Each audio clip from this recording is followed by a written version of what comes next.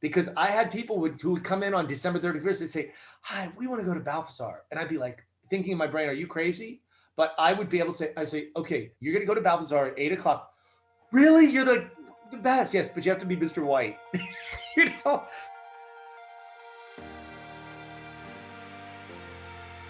Welcome to the John and Jonathan Sell NYC podcast, where experienced expert New York City real estate brokers John Gasdaska and Jonathan Conlon break down what's happening in the market, what you need to know whether you're a buyer, seller, or agent, and their insight into the future with a little bit of fun along the way.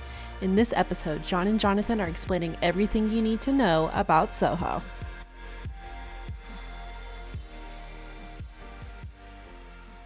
Hey everybody, welcome back to John and Jonathan Sell NYC podcast. How are you, John? I am so good today because I got my partner back. I was lonely. I actually said to the audience last week, I said, "Hi everybody, I bet you're wondering, where's Jonathan?" I'm wondering the same thing. He happens to be on vacation. So it's good to have you back. I just fell off the face of the planet. I just stopped answering your phone calls. How was your vacation? I have to commend you. You didn't call me once, and I was a little bit surprised. But I did talk to the guys here and there, but I talked to Daniel. Did you really? Yeah, I instructed them strictly. Do not disturb him. No, I called them just because, listen, it's a blessing and a curse in our business. Wait a minute. What are you going to do? Back up a minute. I'm not quite understanding all of this. You called the guys and you did not call me? Because I didn't want to bother you. And I know that you were probably going a little bit nuts because we both go a little bit nuts when the other one's away. It was best that you didn't call me because you interjected on a couple of emails and I slapped your heads for it. I did. I said, "Stop emailing to these people. Don't respond to these emails. You're causing separate crazy work." Well, I'm happy to be back.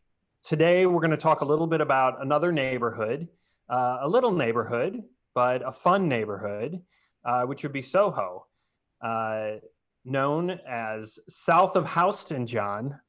Yes, that's where that name came from. I knew that. Sorry, I couldn't Tribeca, resist. the triangle below Yes. Canal. Okay, Yes. I got that. It's an interesting neighborhood. It's a fun neighborhood. Let's start off by telling people where it's at exactly. Right.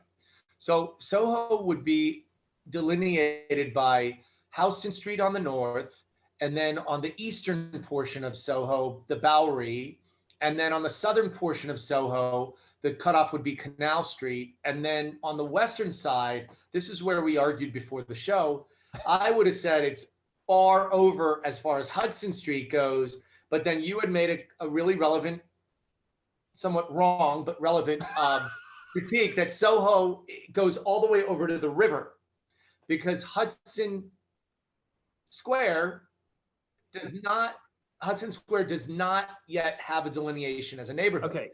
Yes. In my defense, Hudson Square is not a delineated neighborhood yet. So like if you can type in Hudson Square and perhaps it's Googleable, but I it's just like not to be in one the of know, those. I'm in the know, man. I'm in the know. So the bordering neighborhoods and the nearby neighborhoods would be Nolita, Lower East Side, Chinatown, Tribeca, and then Hudson Square, or so, even though it's Soho, West Village, Greenwich Village, even a little bit of the East Village nearby. And I think that's it. That's where it is. Sandwiched down there, this little tiny little. Yeah, it's a little sliver of a neighborhood. Really, neighborhood. It's what? It's like 6 blocks north to south. So tell us a little bit more about the history and the culture.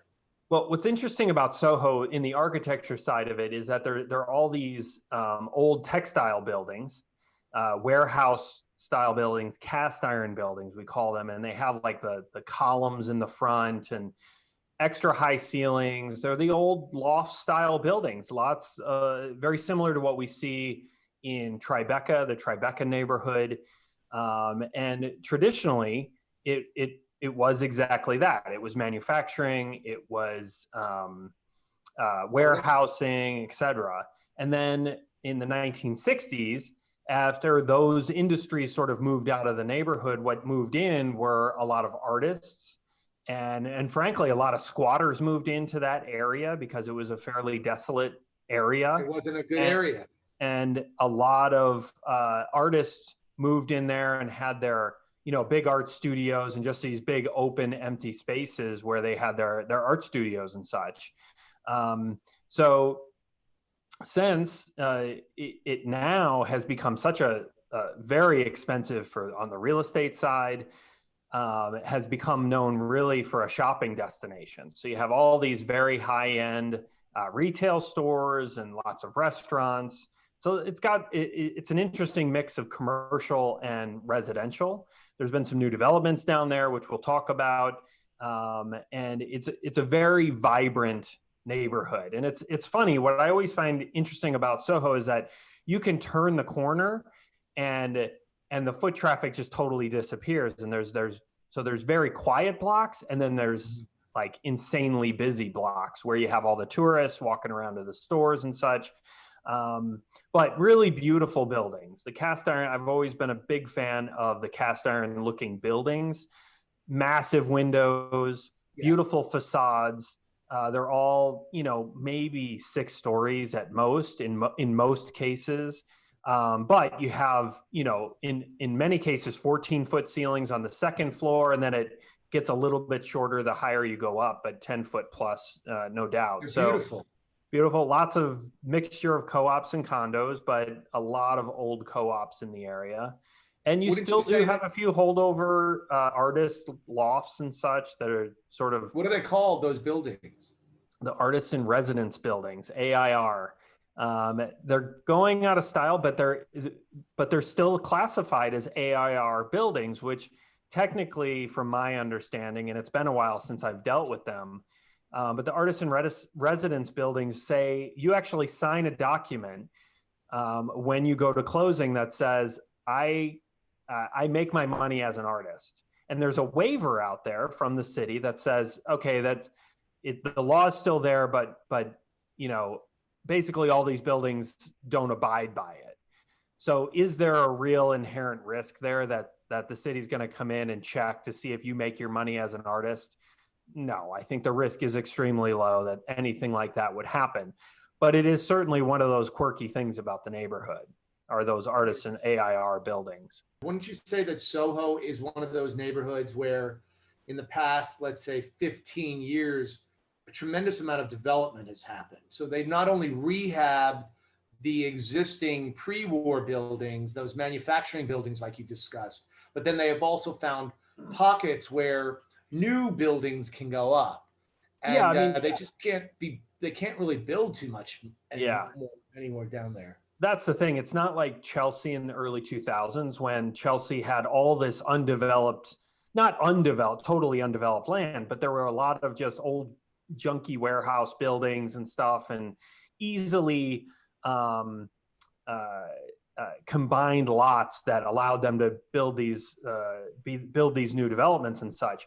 In Soho, you have more the low-rise landmarked buildings where you can only do so much. There were a few pockets, like you said, where they were able to build a little bit bigger buildings, but there's still a lot of limitations with landmarks and such, where they didn't want 60-story buildings. So you have like 40 Mercer, which was the Jean Nouvel, which feels like when you're in it, it feels like a swanky hotel. Even the hallways. That's what they're very dark. At least they were the last time I was in there. Yes, that's right. They were very dark. I'm sure they're still dark.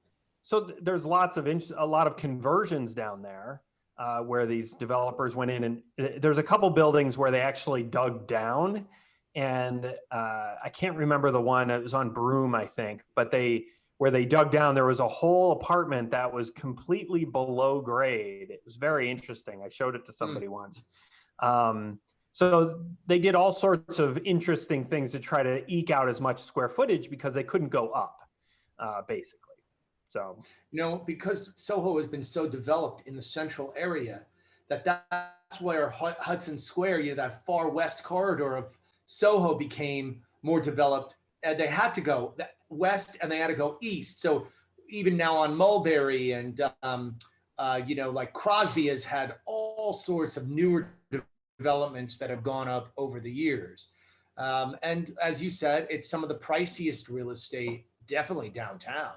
But Yeah. some of the real estate will rival the Upper East Side, Yeah. on Park And some quirky Avenue. spaces. I mean, I remember you and I sold the apartment where you took the elevator to the top floor and then you had to walk up a flight to get to the apartment. Yeah, 514 And then it had a Broadway. roof terrace on it with one of those stairway things that It was a drop ladder. Yeah, drop stairway out of it. So, and they bought that and sold it again. When one thinks of Soho, it's, we could talk, who it attracts. It attracts people. Young, sexy people.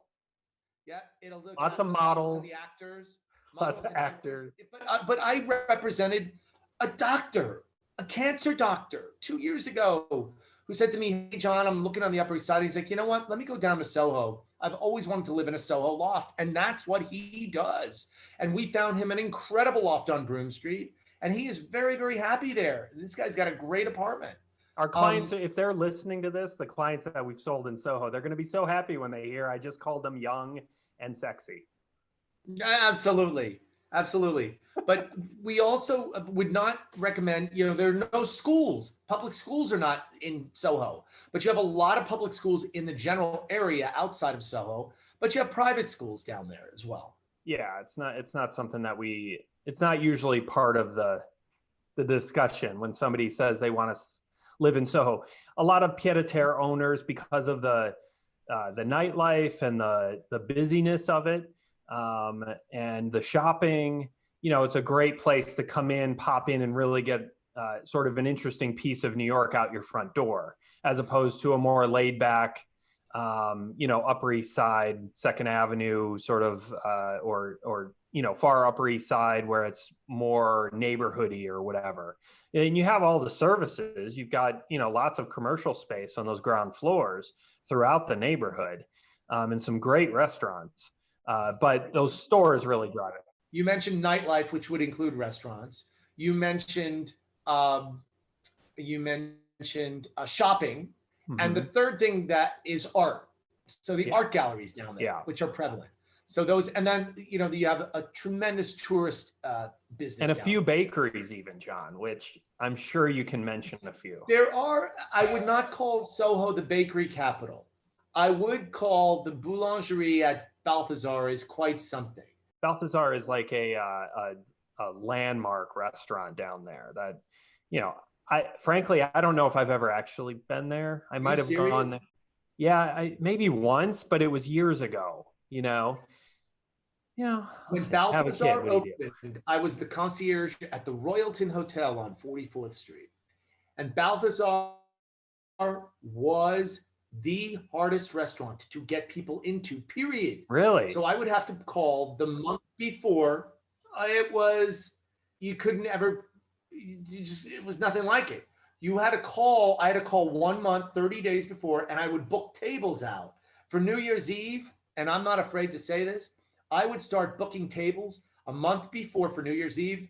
And Mr. and Mrs. Conlon, I'd have like fake names. Because I had people who would come in on December 31st and say, "Hi, we want to go to Balthazar." And I'd be like, thinking in my brain, "Are you crazy?" But I would be able to say, "Okay, you're going to go to Balthazar at 8 o'clock. Really? You're the best." "Yes, but you have to be Mr. White." Mr. and Mrs. White. Okay, and you gotta lie.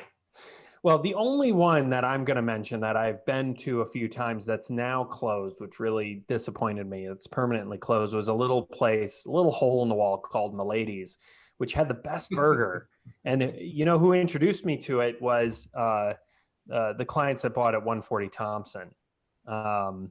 Lovely, lovely couple. And they just had the best burgers. I had since then, one of my best friends knew about it as well, just by happenstance. He was like, "Hey, have you ever had a burger here?" And I was like, "Yeah, actually I have. It's amazing." So we went a couple other times. It became one of our spots, but that's gone. And frankly, I gotta say, yes, I've been in New York for 20 years, but I don't go to dine in Soho. For me, it's kind of like, it does have, because of all the tourists and such and the busyness there, I don't dine a lot there. You obviously, you have your finger the pulse because of and still amazes me to this day, like the restaurants that you remember from what, years ago, 20 something years ago. years ago. But 24, 25 years ago. Yes. Because that's where I had to learn them. And when Mercer Hotel was built, the Mercer Kitchen still is a very, very successful restaurant. And then you have Balthazar still around. There's, my favorite is Raoul's.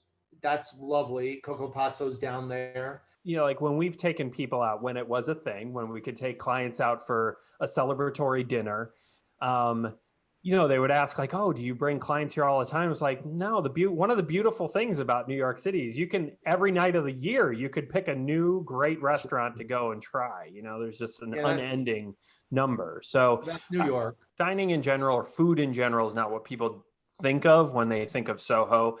A lot of people, their mind goes to a couple of things. One is the demographic of movie stars and stuff. Like there's like this kind of like Tribeca, where there's a little bit of an aura around Soho, and like thinking about movie stars walking down the street, even though that's not necessarily the case. But they think of the shopping. So you have all these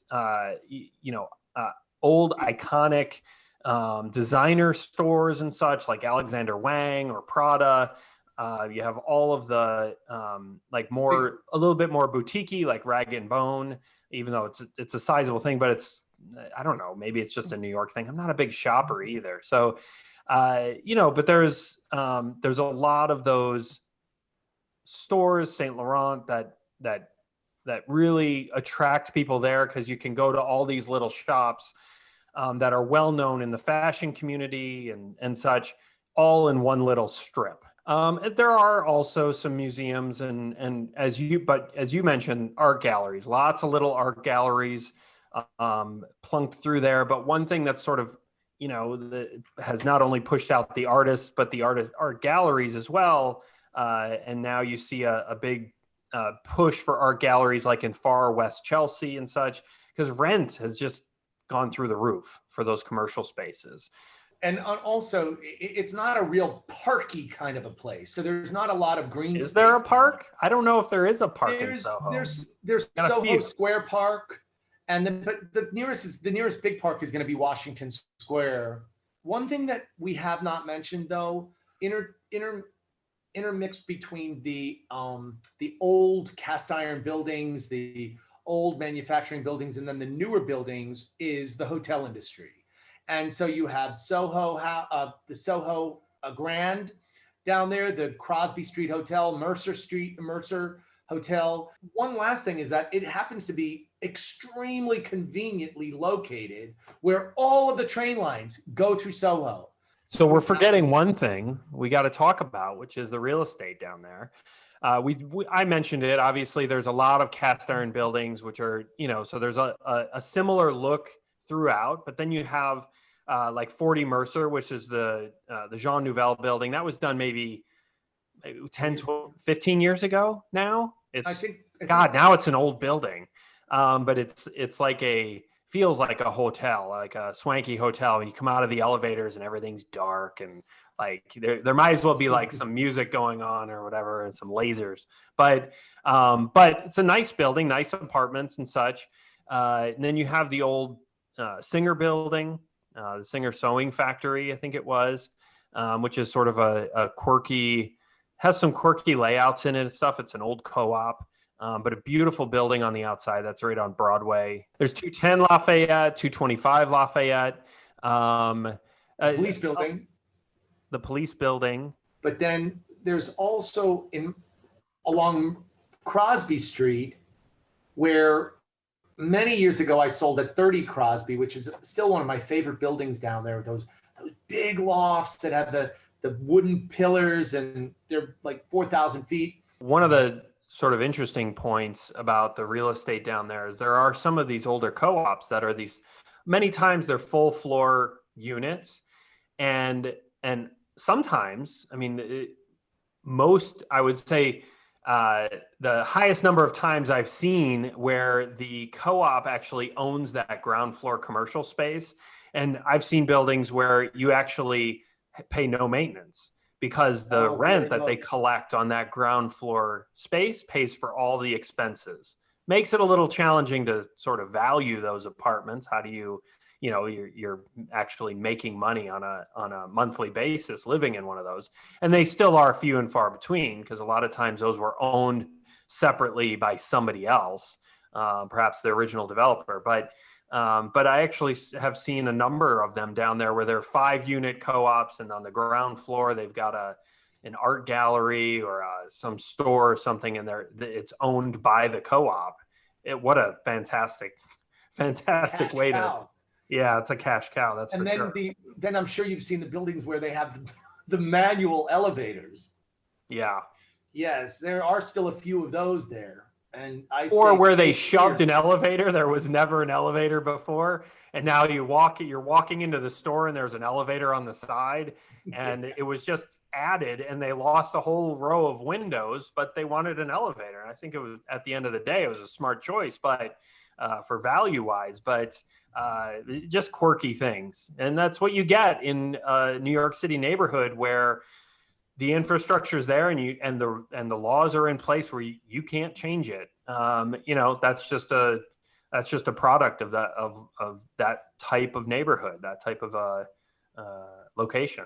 The challenge is that you got these great buildings and your front windows are super, and then the back windows are all dark because you face the back of the building. So you have to be careful. So like you were saying, the higher up that you go to get a view in Soho, you're paying big bucks to get the view, and outdoor space in Soho would command huge premiums. Not a lot of gardens in Soho. Mercer Street, there aren't a lot of gardens, but you have Green Street, you have... But the backs of those buildings are many times only 15 feet from each other. So, no, I think, listen, Soho is one of those ever-changing neighborhoods in terms of, much like New York in general. It's always an amoeba. It always changes. But I think it's always going to remain a young, sort of vibrant neighborhood, especially because of all of those storefronts, etc. It is fun to walk around down there, and you get lots of interesting characters wandering around and such. And I love it. I would never want to live there. Yeah, well, I love it. I do. I enjoy it. Like you're saying, it's a lot of fun to visit, but then it's a lot of fun to go home. And it's funny. I live in Manhattan on the Upper West Side. It's like I really love to visit, but I like to get out because it's so busy. Like you said, it's very vibrant. Yeah. So anyway, listen, great chatting with you. I'm thrilled to have you back. Little Jonathan's back, and with that, thank you all. Did you just call me Little Jonathan? I just thought so because you're. I've never called you Little Jonathan, considering the fact that you're much taller than I am. But I thought it was apropos because you're younger than me, so you're like my little brother. So with that, thank you all for watching the John and Jonathan Sell NYC podcast. It was a really great day, great week, and we're busy, so that's good. We're moving into the new year, to a new first quarter, and wonderful to see you. So have a great week, everybody. Everybody stay safe, stay healthy, and remain in gratitude. We forgot that. See you next week.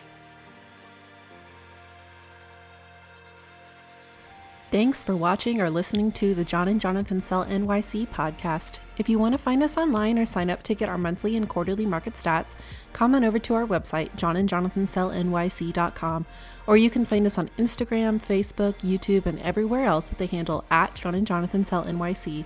And if you want to grab the show notes, just go to johnandjonathансellnyc.com/podcast.